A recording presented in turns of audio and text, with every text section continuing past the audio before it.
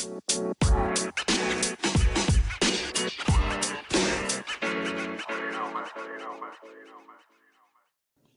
guys, this is Tony over here at Old Man on the Mat. I'm so excited about today because today is our first episode, the first podcast we're shooting out. So I basically want to introduce myself, tell you a little bit about myself. I'm not going to get a whole lot of detail, but that'll come along all the different podcasts we put out, the episodes we put out during this podcast of Old Man on the Mat. And we came up with that name, Old Man on the Mat, because right now there's so many people in different martial arts now that are older people who are want to stay active. They have all these people have different reasons for it. Why they're in martial arts or anything you're doing actively other than sitting on the couch. Because think about it, at this age, 40s, 50s, 60s, wherever you are, and you can be in the 30s, wherever you are. In that age bracket, you're either, the society would tell you to take it easy, relax a little bit, or you reach that point in your life where you can retire, or you can take it easy because you spend all your time raising your family, you're working, whatever it is. But you still take the time to go out and work out, go out and do some exercising, fitness, whatever it is, martial arts. My addiction has been martial arts since I was 8 years old, and I'll tell you a little bit about that. But this podcast is for men, women of all ages who are still in the game, who's still out there doing different martial arts or fitness or, Brazilian jiu-jitsu, taekwondo, karate, judo, Muay Thai, boxing, wrestling, anybody doing anything active, some shooting sports, some different kind of activity, as long as you're out there doing something. And I want this to be why we're still out there doing things when we're at the phase where we could probably take a little easy, or we've got a life full of injuries and bruises and painful things, and why we're still out there. Okay. So today's, like I said, today's episode is just going to be introducing myself and go over what I want to get from this podcast, because I've been talking about this for a while. Basically, it was going to come out to be, I was going to use it as my diary, daily diary. Because we all go through things in life, and we get to certain points in our life, we want to ask ourselves, how do we get here, or what's going on? So I was going to use it as my, just my daily diary, and maybe upload different episodes or whatever it is. But, after thinking about it, I said, why not just do a podcast, do something I can talk a couple times a week or whatever it is. And hopefully I'll get to reach out or have some other people in my same boat or similar that reach out and want to do some things, want to talk about their story, because I really believe, everyone has a story. Everyone has a story that could either help somebody or, or stop them from doing something stupid, whatever it was. But so anyway, like I said, my name is Tony Jones. And my story starts basically, I started in martial arts when I was 8 years old, youngest of 5 kids. My parents got tired of me jumping off their furniture, because I don't know if you remember back in the day, we had Kung Fu Theater in Chicago. It was on Channel 66.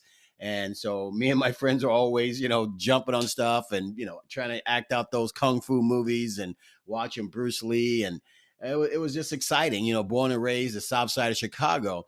So my parents just got tired of me tearing up their stuff. So my dad was like, he took me to a guy. Remember, it was like Chicago Health Club. I got to go work out with him one day. I was 8 years old. And he was just trying to keep me busy, spending some quality time with my dad. My dad was a great guy. And so he introduced me to this guy, and he became my first martial arts instructor, which was Sensei Smiley, which was kind of ironic that, I was 8 years old. And come to find out, my first class, that he never took anyone under 11.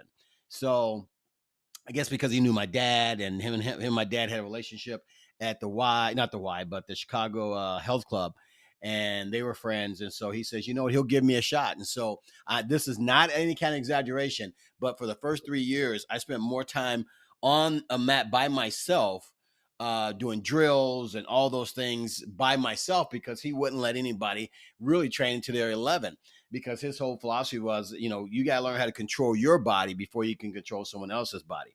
And the art that was my base art, which was Kodokan Jiu-Jitsu. And it was very graphic art. So I spent a lot of time by myself, and I would cry and whine and go back to my dad. And my dad would, my dad had a unique thing that he would always say every time I go to whine about it. He's, "Oh, that's great. Oh man, that sucks. Well, tomorrow will be better." and it was his way of telling me I'm going back. So it was, man, back then it was 3-4 days a week, 2 hours, 3 hours, whatever it was. It was intense workouts, man. And it was some great, you look at things now and that was like child abuse. But I will tell you, I was thankful for those years that I spent by myself doing those things. And he would work out with me too. He would do certain things with me to get me, help me with my movements and all that stuff. Sensei Smiley would. And then when I got the opportunity I was almost 11, and it got me to the point to I was able to work out with some other guys. And I was just amazed at my movements, and I went through the ranks pretty fast. I don't want to say pretty fast because I got my first black belt showdown when I was 16. So I guess that was 8 years. So and it was great. It was great. I didn't understand. All I thought was as getting a black belt was it was, man, woo, you've arrived, and this is you're the baddest guy on the planet now, you know. But he had beat so much humility in us that I didn't walk around with my chest puffed out or whatever. But I got into some altercations, little fights and stuff, because I was that kid, always looking to start, trying to test myself. So I did that. So I didn't understand what a black belt meant other than I thought that I was the shizit, at 16 out there. And it was, I had bruises and jacked up hands and all these kind of busted lips all the time. And, so it was a lot of fun. But then but one thing that Sensei Smiley and put into me, or put into all his students, he always said, listen, every art out there has holes, no matter what it is. There's arts out there. Everything has certain holes in them.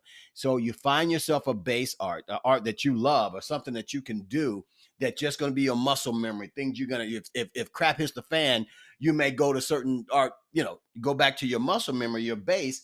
But he said everything has holes. So once you become a brown or black belt in one art, go out there and expand and fill those holes in your self-defense and what you're going to do out there. So I've always took that to heart. So when I, ended up going to college and I met Grandmaster Pac, I went in there, I did judo. And judo was crazy. Judo to this day still is one of the toughest arts that you ever get to learn. You're basically saying you're hitting somebody with the earth. That was what it was back then. So the hardest part was getting thrown and getting up, getting thrown and getting up, getting thrown and getting up. So I did judo. I took judo. And then Grandmaster Pac at the time, he trained judo, hapkido, and taekwondo. So judo was first, and that was an hour and a half, and then hapkido joined on the mat after that. And so I saw it a few times, and I said, some of the stuff is similar to Kodokan Jiu-Jitsu. And I talked to Grandmaster Pac, and he said, yeah, go ahead and give it a shot, because I wanted to see if I can do it. And I tell you, it wasn't easy, but it was almost like it was my cool down after judo. So I did that. I became a black belt in hapkido, which was a lot of fun. I did taekwondo while I was out there. Judo was great. I still feel the movements of judo to this day, and it was great. Judo. Over my years, I've done so many different arts because I was always looking to fill those holes in my martial arts, whatever, in my self-defense. But, all along the way, I've always done in a martial arts somewhere. So when I, after I left college, I went out to Davenport. I met my wife at the time, met her, and all that time still, I was in martial arts somewhere. I was picking up different arts. I would always go into places in a certain area. Hey, what's this art over here? Let me go try that. Let me jump in and work out, because that's all I knew to do was to do that. So just trying to fast forward here. So I got into so many different arts. I've taught self-defense. I've taught women's self-defense courses, and back then we called it women's rape prevention courses. But I guess you can't say those words nowadays. I don't know why, but we're still trying to prevent that. But anyway, so I did all that, and I took a break. I won't say a full break from martial arts for a while, but raising families, going out there working real hard, trying to raise a family, put food on the table, and all that kind of stuff. But I was still missing martial arts. So I don't think there's been a time that's gone by that, in these last X amount of years since I was 8, that I haven't been on the mat somewhere, sometime during that time. Because martial arts was my everything. It was my comforter. It was my peace. It was my calming spirit. It was, no matter what was going on in my life, I could always rely on martial arts. And that's what made it such a big part of my life. So I was doing all kinds of martial arts and everything else. And fast forward to moving from Iowa to Illinois, coming back to Illinois, which I never said I ever do, but we moved back to Illinois, took a job out here, and got to get, and when you're out there, you're getting older, you're getting fatter, and so thought about starting a martial arts school. Why not give this knowledge out, which I thought I had great knowledge, which I did. So we started a martial arts studio that started going well.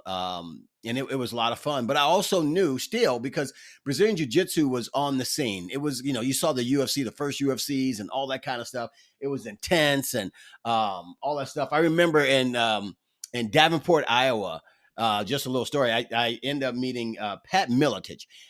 He wouldn't know me from Adam. I remember when I was in Davenport. Me and my buddy were going down the main street, Brady Street in Davenport, and we heard of Nick Tarpon School of Karate or whatever. So we walk over there. We're like, hey, let's go work out in here. See, these guys let us work out. And the gym was closed at the time, but he was there.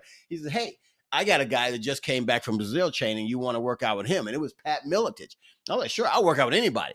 And you know what? I had a hole in my game because he balled me up in all kinds of knots and everything else. But it was a great time. So anyway, going back to me moving out to Illinois and starting a school and having a family and all that stuff. And it was going really well, but always looking for other arts. But I heard about Brazilian Jiu-Jitsu. Jiu-Jitsu was on the scene. It was big, UFCs and all that kind of stuff. I love watching them. There was just no holds barred, brutal stuff going at it, fighters. So we enjoyed that stuff. So I looked around, and my only experience with Brazilian Jiu-Jitsu over the years before I found the family that I'm a part of now was just, excuse my French, full of dicks. Because, you walk on the mat and their shit didn't stink and rah, rah, rah. And, and I'm like, man, so much testosterone. There's nothing's wrong with that. You want a gym with testosterone in there where guys are brawling, doing their thing. But everybody doesn't have to be a dick. And it's you know what I mean? I'm sure some of you guys are running to gyms like that all over the place. So I said, I'm going to actually look for a Brazilian Jiu-Jitsu place to go. And I went to a couple different ones, and I went and trained at one and took my daughters in, and we trained a little bit, and that was just a nightmare. I mean, my kids were whipping on the guy. They're semi-professional fighters or whatever it was at the time, but they were so jerky. I'm not gonna throw any names out there because I'm not gonna try to bash anybody. But it was just an ugly scene. I didn't like it, so we ended up looking for a place, and my kids didn't like it because they felt like they had to fight for their lives over there all the time. 2 daughters, and it was great. They learned a lot, and they put some hurting on some grown men, which is great. Proud papa over there. But so I said, I'm gonna actually look for a school. So I said, well, I'm not gonna look for a school close to my school. I'm gonna look for one somewhere else. So I did some research. I saw Lake County Brazilian Jiu-Jitsu, but on their page, it was a husband and wife. Just like at the time I was married. Me and my wife were at our gym. I said, this would be a cool place to go learn. So I made an appointment with those guys, and I never go into a gym or anywhere sneak around. I'm a white belt, whatever it is. Even though it's a different art, you're a white belt wherever you start, but you still have some experience. So I told them who I was, and I had a school. I want to come, and this is what I want to learn. I want to learn Brazilian Jiu-Jitsu. And when I walked in there, I'm telling you, it was really cool. I was embraced by these guys. Patty's the heart of that gym. Carlos is the growling bear in the corner, but they're a great couple. They run it so well together. And, I would tell you this. When I started over at Brazilian Jiu-Jitsu, over there at Lake County Brazilian Jiu-Jitsu, I'm telling you, everybody there was really cool. Men, women, everybody was great. It was a lot of brawlers in there. Trust me, they were putting hurting on you every class, but they were teaching you as they were hurting you. Does that make any sense? And it was like a good family afterwards. We all just hung out, not outside of the gym, but after it was all over, and they talked to me. What you did wrong here? Let me show you how to fix that. And it was great. And so during that time, I ended up getting, I think I was a couple stripe white belt at the time. And then at the time, my wife at the time, we were just having so many problems. I mean, it just like everybody's got problems. I'm not going to put mine out there, but everybody has problems. And so at that time, my mind wasn't in Brazilian Jiu-Jitsu. My mind wasn't, I was there every day, almost every day I was there, but I was hurting inside because my marriage was over, and Carlos and Patty didn't know that. And I was going through so much crap, man. I couldn't train. I didn't think I was advancing. I was just in that hole.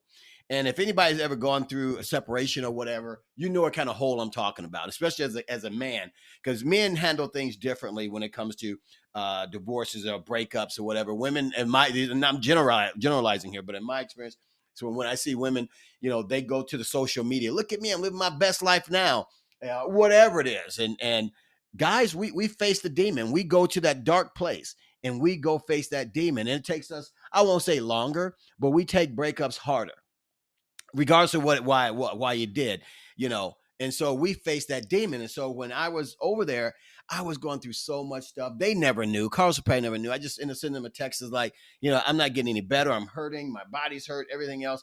I need to pull back. I need to focus on my gym. I gave all these reasons, but I didn't tell them the real reason was, man, my mind was gone. I was hurting. But the cool thing about it, when I left, they never talked, called me all kinds of names or anything else. But the cool thing was every now and then, I'm getting choked up thinking about it. Patty would shoot me a text or a Facebook message or whatever. It wasn't every week. It wasn't every month. It was just for whatever reason, it was the right timing for me that I would get a message. Hey, how you doing, Tony? How's life out there? We miss you over here. Hope you're coming back. When you coming back, And I was out for a couple years, and that went on and on. And but those messages, she didn't understand. I'm sure she was an angel sent by God at that time, that I needed to know that I wasn't in the hole by myself. I wasn't in this dark place alone.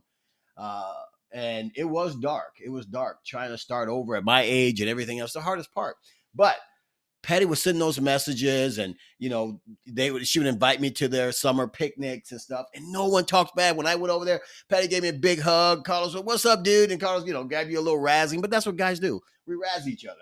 That's guys are different than girls.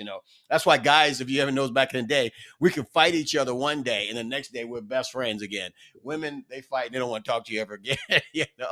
But anyway, so. I remember Patty, I said something on one of their posts on Facebook or whatever the group or whatever it was, Facebook, Instagram, whatever I did. Patty was like, "Hey, good to hear from you. Hey, when you coming back?" And when she said that, I threw out a random date, whatever date. I can't remember the date it was. I said, "I'm coming back this date," because honestly, I was feeling better at home, adapting to this new situation in life. And she's like, "Okay, great. I can't wait to see you." And my mouth was open then. I set that date, but the date was way a few months down the road. But when that date started coming close, she, sent a message, "Hey, when you come back, this is the date, right? Can't wait to see you." Man, I was like, "Oh man, I'm on it." But now I have to go back, which I had planned on it, but that was the perfect timing. So when that day came, because I'm a man of my word, I went in the closet, grabbed my gi, put back on my white belt with everything else. I have no problem with being every art you ever start, no matter what it is, you get starting over, you're a white belt, because one art doesn't mean anything. You start as a white belt. And so when I went back into Brazilian, I was still a white belt, so I'm going back in as a white belt.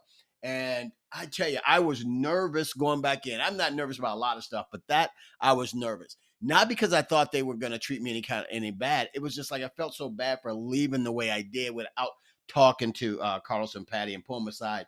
And this is a lesson for you guys. If you guys are if you have a tight team, tight instructors and stuff, you talk to them, let them know what's going on in your life. And trust me, they've probably seen it. They understand it, express yourself to them. But I'm a private guy, so I was doing my thing. So anyway, so when I went back in there, everyone just embraced me and, "Oh my gosh, good to see you." They're taking a picture with me. Look who showed back up. And it was like, wow, I felt so good and welcome again that I jumped right back in the mat and right back on the mat and doing what I did, trying to catch up. But, over the time, your body hurts a little bit more and everything else. So, but that was my story, getting back into Brazilian Jiu-Jitsu, or going into Brazilian Jiu-Jitsu now. And I've been back into over at Lake County Brazilian Jiu-Jitsu for about, it's been over a year now, I think. But it's been so much fun getting in there. I'm back in there every day, training in the morning. And it's different, especially being at our age, at our ages, 40, 50, 60, whatever it is, that we have to train smarter. But I tell you what, my heart is still a 20-year-old out there fighting like I used to compete every weekend back in the day. My body's not there so much. Everything hurts. I have to train smarter now. But you know what? I'm very excited about it because I think I'm the oldest guy in the gym now training, or I think so. And I'm training for Worlds right now.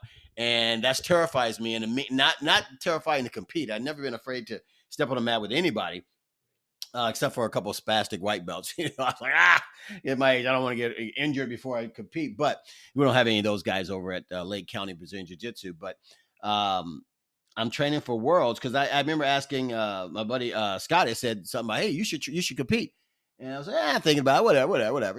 And I had asked, so I said to Carlos, I said, hey, I'm thinking about competing for Worlds. You think I should? He said, yep. Didn't even skip a beat. He said, yep, you should. And I said, oh, okay. I was hoping he was going to say, nah, give it a little bit of time. You still suck, which if you want to see someone that suck at Brazilian Jiu-Jitsu, I'm that guy. I'm the flopper. You know what I mean? They call me the tapper, baby. Not because I'm tapping anybody. I'm getting tapped out, and I'm not afraid to tap. So I've been training for the last few couple months, and I'm there every day. I try to get there Tuesday through Friday. Mondays I go to my other buddy's gym, which is underneath Carlos and Patty, which is, remember that if you ever branching out from the school you are now to do work somewhere else, always ask your instructor, where should you train on whatever days and who they give their thumbs up. So I only go out there because on Mondays, Carlos and Patty at their place, they do no gi. And I don't do no gi at this point. So I do just strictly gi. So I go over at Lou's place over at Ace Training Center and train with get beat up by his guys over there on Mondays and on Fridays. So, but I'm training every day, which I'm excited. I'm very excited about it. Win, lose, or draw, I'm just excited about going out there competing again, because now, you move differently at this age. There's a lot of things you can't do that you used to be able to do. You want to do it. And the bad thing about where I am over at Lake County, the only bad thing I say is these guys don't look at me as an older guy. They look at me, a guy standing across the mat who deserves to be on the mat. So they're going to push you hard. They don't think I'm a grandpa over there, which I'm not a grandfather, but they don't treat me as a grandpa. If I'm competing with a 20-year-old, that 20-year-old treat me like I'm a 20-year-old. I'm competing with a 30-year-old, they're treating me like I'm a 30-year-old. You know what I mean? So they don't care about your injuries. They do, but you know what I mean? They're trying to get me ready. So it's exciting. A lot of stuff going on. So I will keep you guys abreast of how that competition goes out there. Maybe I'll see you guys out there. I'll be wearing the shirts, Old Man on the Mat. Or you might see the Old Man on the Mat twitching. But as of right now, I'm a blue belt. Yes, I'm going to tell you what, I'm a blue belt on the check mat with Lake County Brazilian Jiu-Jitsu. I'm very excited about this competition coming up, just to be out there, man. I really am, because I got to the point, I enjoy watching competitions again. And I try to go to all the local grappling tournaments out here when Lake County is going to be out there competing. Any of their guys, I love watching and stuff because I know these guys and I see how they're moving. And it's really cool. Really cool to see these guys compete and know that I get beat up by them on a regular basis. Really cool. Claim to fame. But anyway, guys, so I'm excited about it. Hope you guys are going to be out there. But like I said before, this podcast is not only for Brazilian Jiu-Jitsu. It's for any art out there, anything people are doing to stay active, physical, because I want to know your story. I want to understand why you're still out there, playing golf at your age, or tennis, or, any form of martial arts. I can only tell you why I do the martial arts or why I do it. I do it for my sanity. I do it to stay relevant in my mind. I do it gives me peace. It gives me joy to be out there on the mat, working hard and sweating.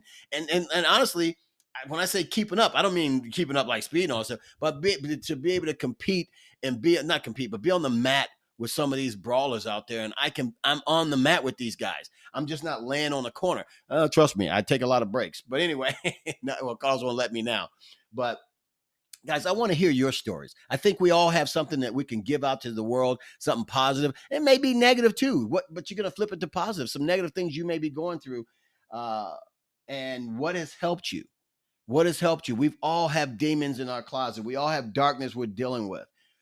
Mine right now, everything. Mine is have been having a family, doing everything in your family. Your family's your identity. And then after 28 years of marriage, it's over.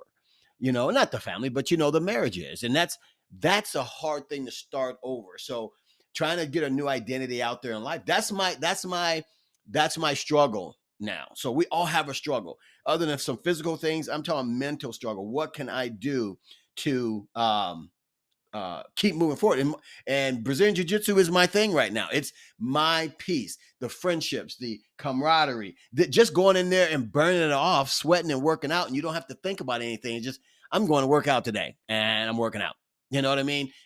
They say when you have things on your mind, your stress on your mind, working out at the gym, lifting weights, running, martial arts, whatever it is, going to the gun range, whatever it is, whatever it is going to help you get all that off your mind. And mine is martial arts. It always has been, and it's martial arts to help me with my mental capacity. You know what I mean? Keep me going mentally.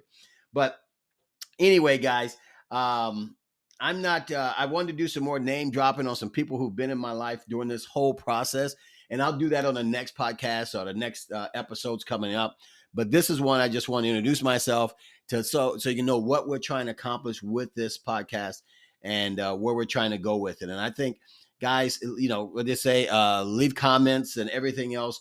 Let me know what you want to talk about, and we'll talk about it. You know, let me know who you are. We'll get you on the podcast. We'll do one together. No, you don't have to be some famous guy out there doing it. I don't care who you are. You can be somebody's mom or dad and want to talk about why you're trying to stay fit, why you're trying to stay active out there, you know. But I'm excited about it, guys. Looking forward to hearing from you guys. Looking forward to talking with you guys or reading your comments and getting some feedback from you. So like they say, like, share, whatever it is, because I know nothing about technology. I got a good friend who's helping with this. I know nothing about this stuff. So I just know I hear people saying like and share and all that stuff on it. But anyway, guys, hey, it was great getting to talk to you guys for the first time. It's great introducing myself so you know who I am and you know who's on the other side of this mic. And I can't wait to talk to you guys. So as I always say, guys, I'll see you when I see you. Take care.